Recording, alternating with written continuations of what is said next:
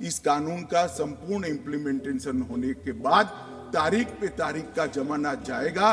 3 साल में किसी भी विक्टिम को न्याय मिल जाए, ऐसी न्याय प्रणाली इस देश के अंदर प्रस्तापित होगी। पुराणों में, हमारे साहित्यों में जो न्याय की कल्पना है, विश्व की सारी न्याय की कल्पनाओं में सबसे उदार चरित और सबसे महान, ये कल्पना के आधार पर हमने यहाँ पर इसको लिया है।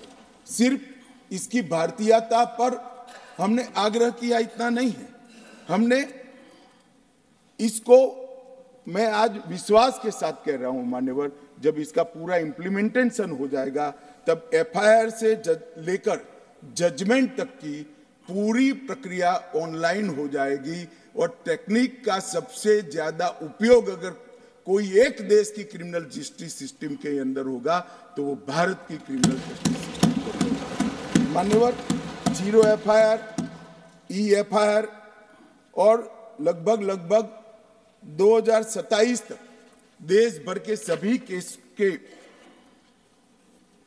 रिकॉर्ड को डिजिटाइज करने का प्रावधान भी हमने किया है। मान्यवर,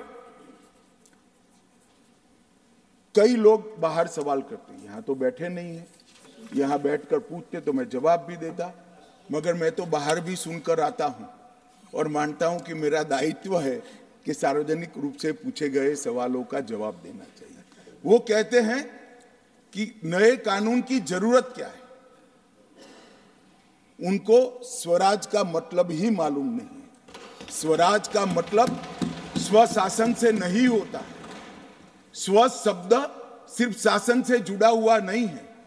स्वराज मतलब स्वधर्म को आगे बढ़ाए वो स्वराज है, स्व भाषा को आगे बढ़ाए वो स्वराज है, स्व संस्कृति को आगे बढ़ाए वो स्वराज है, और वो स्व शासन को जो प्रस्तापित करे वो स्वराज है।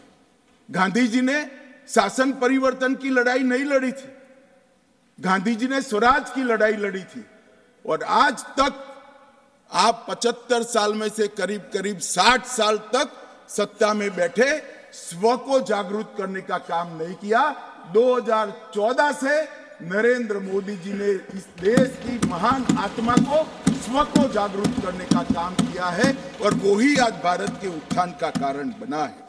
मान्यवर, लोकतंत्र में बैलेंस ऑफ वर्क की एक टर्म्स को बहुत महत्व दिया जाता है।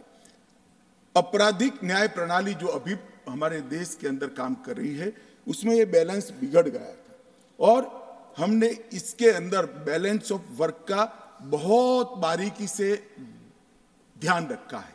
अगर मैनेजमेंट के विद्यार्थी इसको बारीकी से देखेंगे, मैनेजमेंट के विज्ञान के हिसाब से देखेंगे, तो उनको मालूम पड़ेगा कि बैलेंस ऑफ वर्क को कितना फाइन ट्यून कर ये कानून के अंदर हमने प्रस्तापित करने का प्रयास किया है। और मान्यवर, मैं आपको और आपके माध्यम से सदन को और सदन के माध्यम से पूरे देश की जनता को विश्वास दिलाना चाहता हूं, इस कानून का संपूर्ण इम्प्लीमेंटेशन होने के बाद तारीख पे तारीख का जमाना जाएगा। 3 साल में किसी भी विक्टिम को न्याय मिल जाए, ऐसी न्याय प्रणाली इस देश के अंदर प्रस्तापित होगी।